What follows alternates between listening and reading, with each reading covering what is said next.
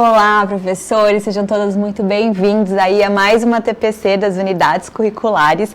Quem divide multiplica, lembrando aí que essa unidade curricular, esse aprofundamento curricular aí é de matemática e suas tecnologias e ciências humanas e sociais aplicadas. Eu sou a Gisele Teles, formadora EFAP. Estou vestindo hoje uma blusa rosa de gola alta, uma calça jeans azul clara e um tênis branco. E eu vou apresentar essa formação para vocês hoje em conjunto com o professor Vanderlei Oddi. Bem-vindo, Vanderlei. Cordial bom dia, boa tarde ou boa noite para todos os professores e professoras. Sejam todos muito bem-vindos a mais essa formação. Eu sou o professor Vanderlei Sanches Oddi, professor de matemática da rede e formador EFAP. Sou um homem branco, 1,77 m, cabelos e bigode preto, uso óculos para corrigir miopia e estigmatismo, estou vestindo uma camisa polo branca, uma calça jeans e um tênis preto. Tá certo, Vanderlei. Vou acrescentar minha autodescrição que eu esqueci de falar, né? Então eu tenho 1,60 m mais ou menos, tenho a pele clara e estou de rabo de cavalo. Só falei da minha roupa e acabei esquecendo de falar aí da minha descrição, ok? Muito bem, pessoal. Continuando aqui, né? A gente vai falar então, lembrando que a gente está no aprofundamento curricular. Quem divide multiplica, mas nós estamos trabalhando especificamente esse semestre a unidade curricular 1. Números também importam. E o tema de hoje é refletindo aí sobre conceitos de cada área e a gente vai focar aí na atividade 3, mais uma vez, mas agora observando a parte conceitual das atividades 3 dessa unidade curricular, tá bom? Bom, então, né, como de praxe, né, como a gente sempre fala para vocês, peguem aí o diário de bordo de vocês, né, para a gente dar continuidade aí à formação dessa UC1, né, que a gente tá trabalhando, porque no segundo semestre a gente vai dar início aí à UC2, né, a unidade curricular 2 desse aprofundamento curricular, tá bom? Quais são os objetivos de hoje, Vanderlei? Muito bem, Gisele. Apresentar como as sugestões de metodologias, né? E hoje nós vamos retomar as metodologias ativas, né? As suas integrações e avaliações de forma que foram propostas no mapa, né? Que é esse material de apoio aí para o professor. E o segundo objetivo é identificar quais conceitos eles estão envolvidos nos componentes curriculares e retomar essas metodologias ativas, né? Muito bem, o próximo slide agora, nós vamos para o percurso da nossa pauta de hoje, né? Sempre é bom relembrar, né, o novo ensino médio, a Gisele depois vai retomar esse novo ensino médio, a questão das unidades curriculares, como elas ficam subdivididas, né? Nós vamos falar sobre metodologias ativas, né, aquela retomada sobre esse processo muito importante, né, na escola, a sua integração, a avaliação, os desdobramentos sempre necessários, né, na unidade escolar, né, em todos os momentos possíveis, né. O Saiba Mais, também muito importante, as dúvidas e avaliação e as nossas referências bibliográficas. E agora a gente vai relembrar, né, o novo ensino médio, né? Nunca é demais, né, Gisele? Nunca é demais, até porque é uma coisa bem nova para a rede, né, Sim. Vanderlei? Então é sempre importante a gente retomar com vocês. Então a gente tem aí no slide para vocês, né, lembrando que esses aprofundamentos curriculares, eles são todos relacionados à segunda série do ensino médio. A gente está fazendo a implementação gradativa do novo ensino médio na rede, né? Então a gente está na UC1, Unidade Curricular 1, que faz parte aí da parte dos itinerários formativos da segunda série do ensino médio. Sempre lembrando que na primeira série, né, os alunos, os estudantes tiveram bastante aí da formação geral básica, né, então história, geografia, enfim, todos os componentes, matemática, física. Na segunda série, eles continuam tendo esses componentes, né, que a gente chama aí de formação geral básica, mas entra aí com mais detalhes a unidade curricular 1 e a unidade curricular 2, além aí já do Inova, que já era tratado na primeira série. Quem está no programa de ensino integral tem também, né, a UC7, a unidade curricular 7, que funciona apenas aí nas escolas de programa de ensino integral de 9 horas, tá bom? E o ano que vem, a gente vai trabalhar aí as outras unidades curriculares relacionadas diretamente à terceira série do ensino médio. Tudo bem, pessoal? Então, estamos na UC1, ok? A UC1, no caso aí do aprofundamento curricular, quem divide multiplica, ela está organizada da seguinte forma. Então, a gente tem no próximo slide, né? A gente sempre traz para vocês, mas eu acho que é super importante aí ficar muito claro isso, né, pra gente. Então, a gente tem a UC1, números também importam, dividida em 5 componentes. A gente vai analisar cada um desses componentes hoje, né, de acordo aí com a atividade 3. Todos os componentes, eles são divididos de atividade 1 a 5. E hoje a gente vai analisar a atividade 3 de cada um desses componentes.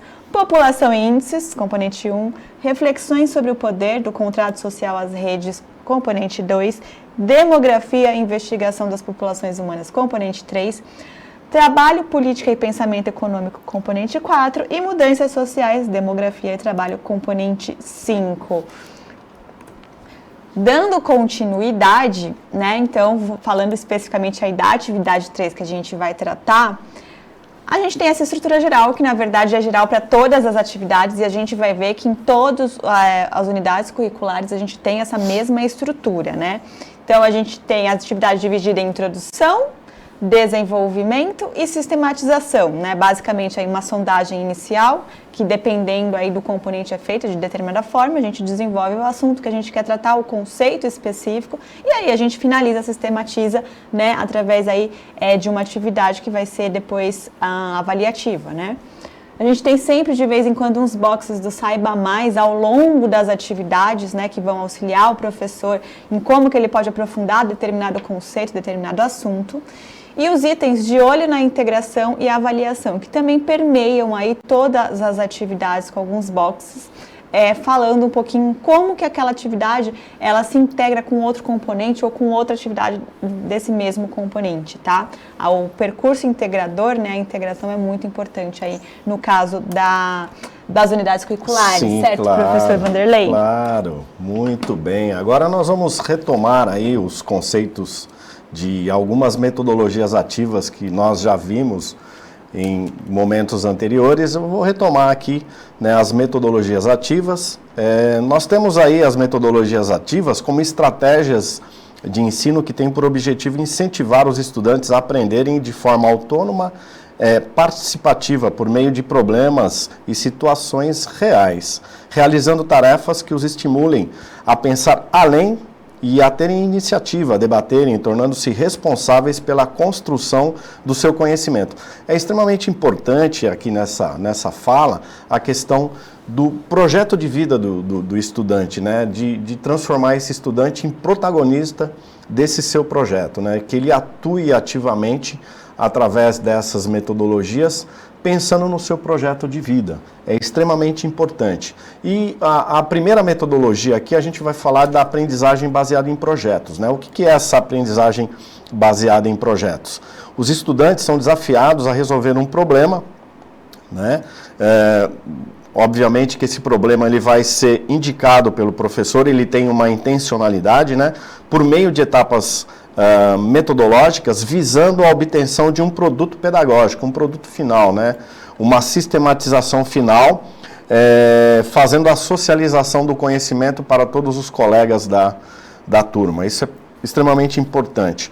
Um outro tipo de metodologia ativa seria a aprendizagem baseada em problemas, que é extremamente interessante também e muito bem intencionalizada.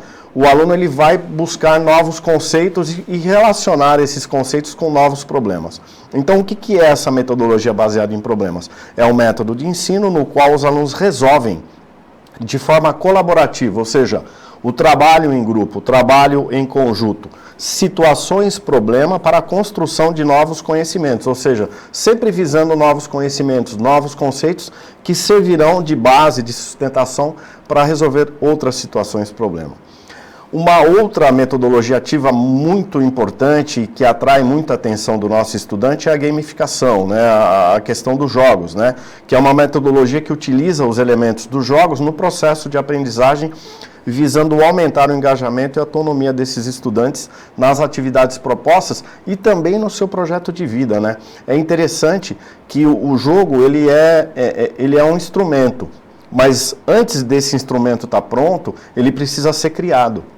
E é importante que o estudante também pense nesses processos de criação e que vai envolver todas as áreas do conhecimento. Verdade. Não é mesmo? Eu não sei se você já parou para refletir nisso. Eu já refleti várias vezes a respeito disso, que para você ser um criador de game, você precisa conhecer, ter um conhecimento vasto, amplo, né, de história, geografia, de situações assim que são extraordinárias.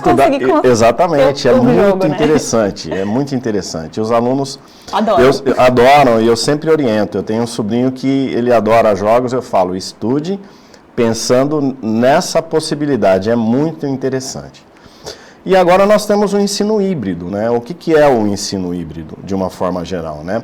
É uma modalidade de ensino que tem como principal característica a mistura de momentos online e momentos presenciais para ensinar e aprender. Então, aquele momento que seria o presencial, ele deixa de ser um único momento, ele pode se transformar em vários momentos, em qualquer momento do dia, dependendo do interesse do aluno, dependendo também, olhando para o seu projeto de vida, né, para o seu interesse pessoal, né, isso é muito interessante. E como que a gente pode mostrar esse ensino híbrido, né? Existem aí duas possibilidades, né, de modelos de ensino híbrido. Um deles é a sala de aula invertida, né? Essa sala de aula invertida é muito interessante, né, porque é um modelo de ensino que ele é sustentado, os alunos eles acessam os conteúdos em espaços e horários diferentes da aula e nesta ocorre a discussão e resolução de questões. Então, por exemplo, se o professor, dentro da sua intencionalidade, quer que um aluno, por exemplo, domine os conceitos de uma função do primeiro grau, por exemplo, e de onde ela será aplicada, ele pede para os alunos fazerem uma pesquisa a respeito da função do primeiro grau e as suas aplicações no cotidiano e até mesmo se aproximando do seu projeto de vida. E aí vai gerar um interesse, uma discussão. Obviamente que depois o professor ele vai conduzir o aluno, né? O professor não vai ensinar, ele vai ser um condutor desse processo de ensino-aprendizagem que é muito interessante. E uma outra situação interessante também, que é a estação por rotação. Essa estação por rotação vai depender também muito da intencionalidade do professor, né? A rotação por estações cria um circuito de diferentes atividades para a construção de uma aula. E isso deverá ser pensado em um mesmo plano de aula. Então, cada atividade proposta nesse circuito, ela é considerada uma estação. Então, a intencionalidade de cada estação deve estar muito bem especificada. E cada estação aborda o conteúdo ou parte dele de uma forma diferente. Ou seja, um conceito é trabalhado ali em cada uma das estações de formas diferentes, utilizando instrumentos diferentes, né? É importante fazer uso da tecnologia, está aí, ó, a tecnologia está aí para ser utilizada. É muito importante essa tecnologia digital dentro de alguma dessas estações, em pelo menos uma delas. Vale lembrar que você precisa pensar quais são os objetivos de aprendizagem, ou seja, qual é o foco, qual que é o conceito a ser trabalhado nessa estação. É muito importante. E se ao final de todas as estações será possível cumprir os objetivos de aprendizagens elaborados para determinado conteúdo. Depois nós temos aí, né, o Saiba Mais, que é o slide de número 10, que mostra o material que foi tirado, todos esses conceitos, é importante se apropriar deles, né? E agora vamos partir aí para o componente de número 1, né, que é o componente população e índice, né? Esse componente, ele analisa um modelo matemático com a finalidade de projetar alguns resultados futuros, né? O objetivo, né, desse componente, né, é aplicar um modelo matemático utilizado na estatística chamado regressão linear simples, que possibilitará projetar resultados futuros para a escola. Assim, eles vivenciarão o processo de análise de dados para além dos dados coletados, projetando inferências e extrapolações, usadas para prever resultados entre os dados e após a coleta. Esse recurso estatístico orienta gestores de diferentes áreas em suas decisões e previsões de ações futuras, e eles poderão utilizá-la na pesquisa que será proposta na atividade 4. Essa regressão linear, ela é muito interessante porque é um elemento matemático que vai auxiliar o estudante a trabalhar com as informações. Esse modelo, ele pode adquirir uma forma de representação através do plano cartesiano, né? No próximo slide, no slide número 12, nós temos a tabela aí que nos mostra as operações que são realizadas, né? Uma coleta de informações, depois as operações, né? O quadrado do valor de x, o quadrado do valor de y e o produto entre x e y. Todo esse procedimento, né? Ele pode ser desenvolvido aí num período de 4 aulas, né? A seguir nós temos as informações, né, no slide de número 13, vamos lá.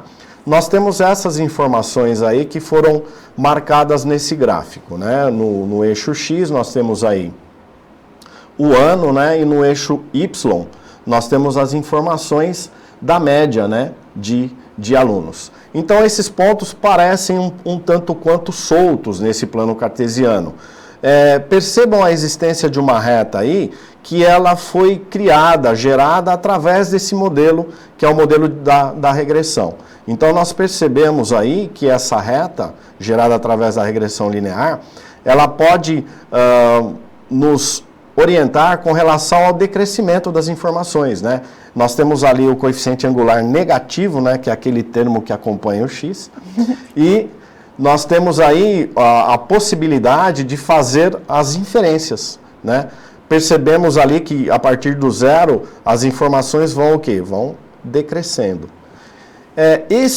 Essa regressão linear, ela pode ser utilizada de uma forma bem simples, usando um aplicativo chamado Excel, né? O Excel é extraordinário em recursos. Então eu posso colocar essas informações no Excel e obter uma tabela de regressão que vai gerar aquela funçãozinha ali decrescente, ou seja, vai aumentando os anos e o que vai acontecendo? Vai diminuindo. Muito bem. No slide de número 14, nós temos aí o Saiba Mais, né?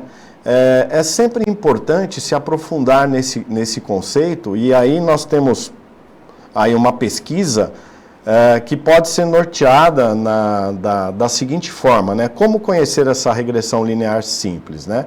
Então a nossa sugestão é que o aluno pesquise, né? O que é essa regressão simples, linear simples? Qual a sua utilidade nos dias de hoje, né? Ela é importante em várias áreas do conhecimento, tá? Quais os conceitos e cálculos matemáticos que estão envolvidos nesse modelo matemático utilizado na estatística? Então, esse modelo é um modelo estatístico. Esse recurso estatístico, ele vai orientar os estudantes de diferentes áreas em suas decisões e previsões de ações futuras relacionadas ao seu projeto de vida. Olha o projeto de vida aí aparecendo novamente. Podemos utilizar a planilha do Excel para entender e aplicar o conceito de regressão simples. Tá ok? Muito bem. E agora nós temos o componente de número 2, né, professora Gisele? É verdade, Vanderlei. Agora, né, então depois aí que os estudantes estão trabalhando, né, com os professores ou de matemática ou de física, componente 1, entendendo melhor, né, como a gente formula, né, os números, como são criados aí os índices e tudo mais, né, leitura aí de gráficos, a gente vai aplicar isso, digamos, humanizar os números, né, na área aí de ciências humanas. Então, o componente 2, ele traz um pouquinho isso, que ele fala especificamente aí das reflexões sobre o poder do contrato social às redes. Mas o que isso tem a ver com os números? Então, eu vou falar para vocês daqui a pouquinho. Nessa atividade 3, o foco é a gente observar como se dá o poder especificamente aí no caso do Brasil. Mas para isso, o professor ele vai trazer primeiro aí uma contextualização, né, do assunto, da questão, enfim, mostrando um vídeo de Montesquieu e de Locke sobre, que aborda um pouquinho aí relacionado aí à independência americana, né, e quais foram os conceitos relacionados, os fundamentos, enfim, os pensamentos desses pensadores sobre o assunto, né, e depois desse vídeo o professor, ele trabalha com os estudantes a nossa Constituição brasileira, que está aí na tela para vocês, né, um trechinho dela. O professor pode inclusive ler com os estudantes ou deixar, né, o arquivo para os estudantes lerem, para a gente começar a pensar no poder em relação aí ao caso do Brasil, tá? Lembrando aí que Montesquieu e Locke já vem da formação geral básica dos nossos estudantes, né? Então a gente vai trazer já um conceito que já foi aprofundado na formação geral básica sobre o poder e aplicar aí agora um pouquinho no caso brasileiro. Nesse trecho específico que está na tela para vocês, eu queria destacar o artigo 3, que fala assim: constituem objetivos fundamentais da República Federativa do Brasil. Construir uma sociedade livre, justa e solidária, garantir o desenvolvimento nacional, erradicar a pobreza e a marginalização e reduzir as desigualdades sociais e regionais e promover o bem de todos sem preconceito de origem, raça, sexo, cor, idade ou quaisquer outras formas de discriminação. Vou pegar o parágrafo 3 aqui, né? Erradicar a pobreza e a marginalização e reduzir as desigualdades sociais e regionais. Legal, como é que eu faço isso? O professor pode questionar os estudantes, né? E aí, entre os números. Por exemplo, a gente no Brasil, a gente tem o órgão que é o IBGE, que ele trabalha diretamente nesse assunto, né? Ele traz aí um monte de estatística pra gente, um monte de tabela, que a gente sabendo interpretar, sabendo ler as tabelas, a gente vai conseguir, por exemplo, ter dados sobre a pobreza do país, ter dados aí sobre as pessoas que estão marginalizadas e tudo mais, e poder, por exemplo, criar políticas públicas. Então, aí a gente vai ter, a partir das tabelas, a partir dos dados, a gente vai conseguir ter o poder de conseguir resolver o problema, certo? Então, essa é a ideia, a relação que a gente consegue fazer, a interligação aí com o componente 1, correto? Correto, claro. Então, tá bom. Então, basicamente, aí o componente 2, a atividade 3, a gente trabalha aí nesse sentido, tá bom? E aí tem a sistematização, roda de conversa, enfim, relacionado ao assunto. Esse componente, ele também explicitamente, a gente consegue ver a integração dele com o componente 4, que eu vou falar daqui a pouco para vocês. Então, eu queria só destacar esse box para vocês verem que realmente os boxes de olho na integração são frequentes no material e eles ajudam o professor a conseguir fazer essa ponte, né, direta aí com o outro componente, com o outro professor.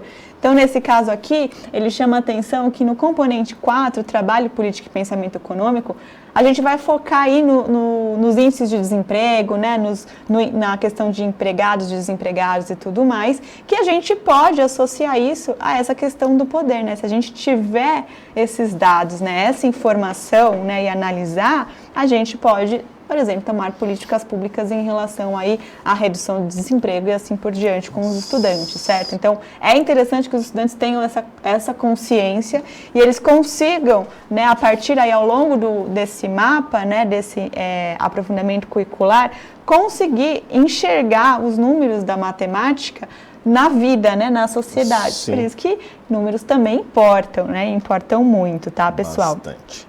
Agora nós vamos falar aí no próximo do componente de número 3, que é o Demografia e Investigação das Populações Humanas. Esse movimento natural, né, que nós temos, né, índice, taxa de natalidade, taxa de mortalidade, né, nós temos aí o crescimento vegetativo ou o crescimento natural, né, o que é esse crescimento natural, né? É um indicador que apresenta a diferença entre o número de nascimentos e o número de mortes. Esse indicador é uma importante ferramenta para a análise do perfil demográfico de uma população, né? Quando o número de nascimentos é superior ao número de mortes, nós temos um crescimento positivo num determinado período. Se o número de nascimentos é inferior ao número de mortes, o crescimento natural é negativo. Isso ocorre quando temos uma pandemia. Isso pode ser observado nesse período, né, nesses últimos 2 anos. E é interessante também que em determinados países a população vai diminuindo, né? Gradativamente, né? E em muitos países há um chamado até para irem para lá e começar uma vida nova, porque a taxa diminuiu tanto que a população está diminuindo abruptamente. Então há uma necessidade, né, de aumentar a população num determinado local. Isso ocorre no mundo todo, né, de forma geral. E essa taxa, né, de crescimento natural é a diferença, né, entre a taxa de natalidade e a taxa de mortalidade. Essas informações a gente pode encontrar também em sites, né? Por exemplo, agora nós temos aí no próximo slide, número 18, ele nos mostra aí algumas pesquisas, algumas informações muito relevantes, né? Nos mostram aí 4 QR Codes, né? O primeiro deles é o mapa de países por taxa de fertilidade de acordo com a CIA World Factbook, né? E o próximo é o mapa do mundo pela esperança média de vida à nascência, né? Em anos em 2019, então são informações recentes, né? Importante ler e verificar. O próximo é países por taxa de natalidade, também estimativas da ONU no período de 2005 a 2010, né? Também interessante. E o último é porque as mulheres vivem mais que os homens, né? A última, ou seja, será que existe algum segredo? Eu fiquei curiosa para ler. Eu também.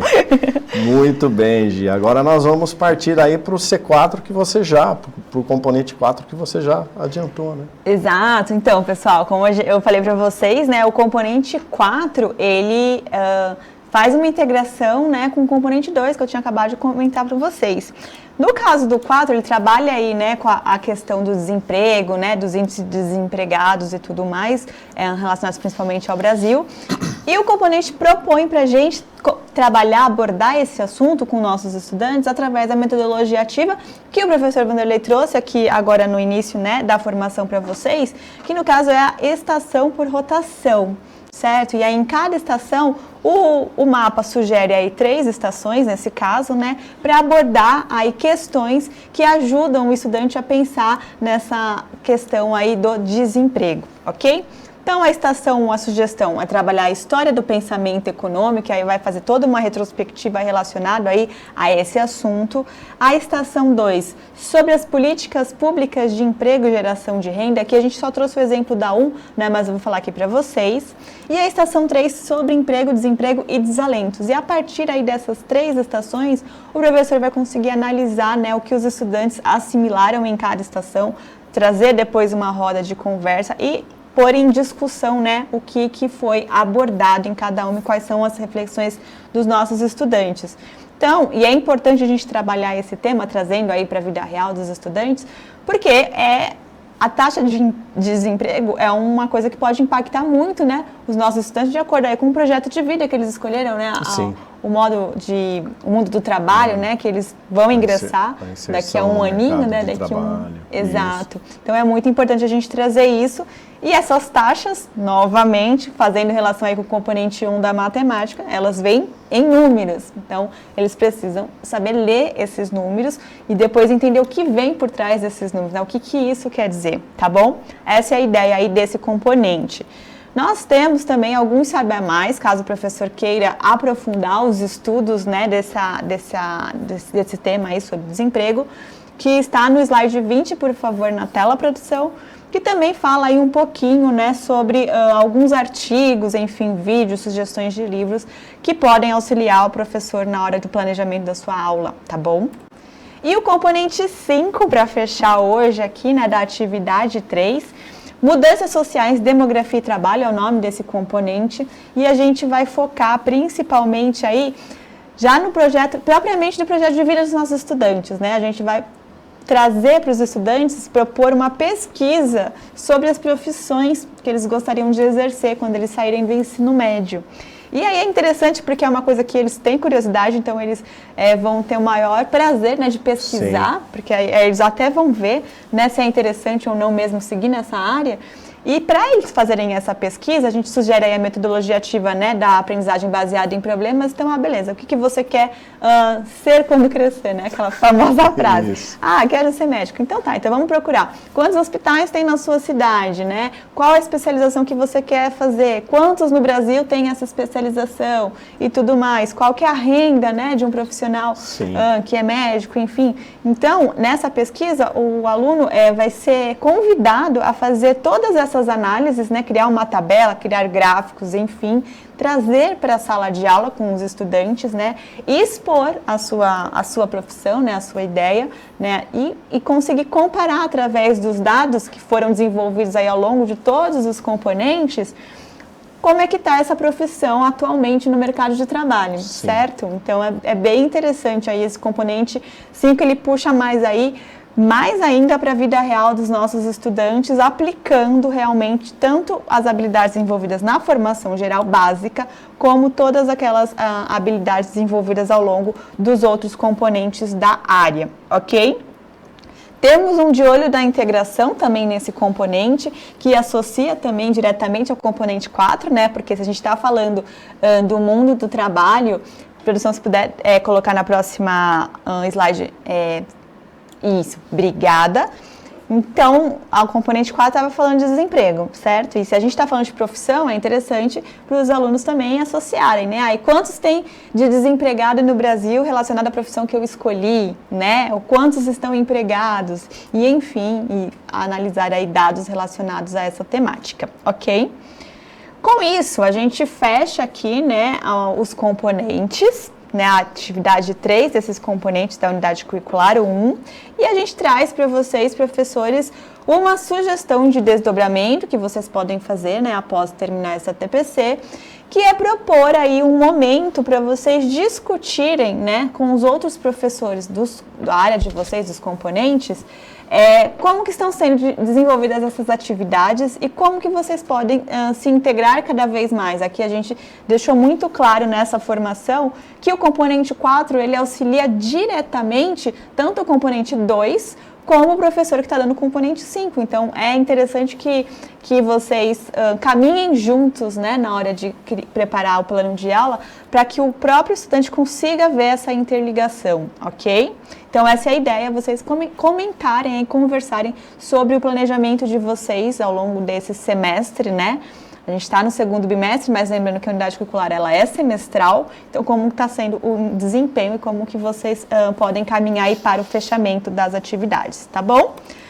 Temos sempre o nosso Saiba Mais, né? Visitem o site do Novo Ensino Médio, lá tem também, não sei se vocês já chegaram a ver, mas tem uns itens, uns vídeos, uns microvídeos específicos que falam um resuminho aí de cada atividade. Quem ficou com dúvida de alguma coisa, os professores do Centro de Mídia gravaram.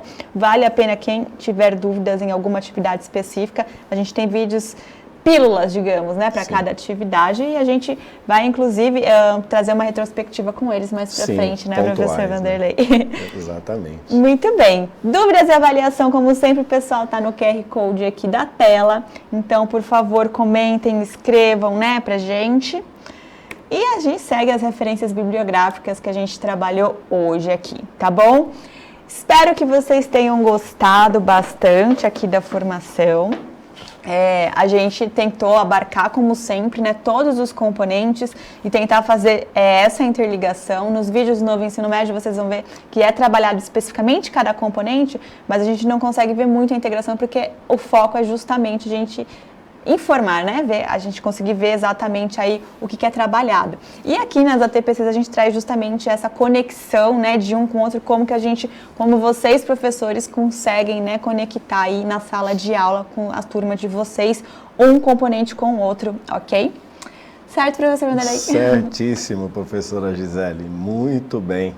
Vamos encerrando, né, mais essa formação, agradecendo aí a participação de todos e um excelente segundo bimestre aí de trabalho a todos os professores e professores da nossa rede.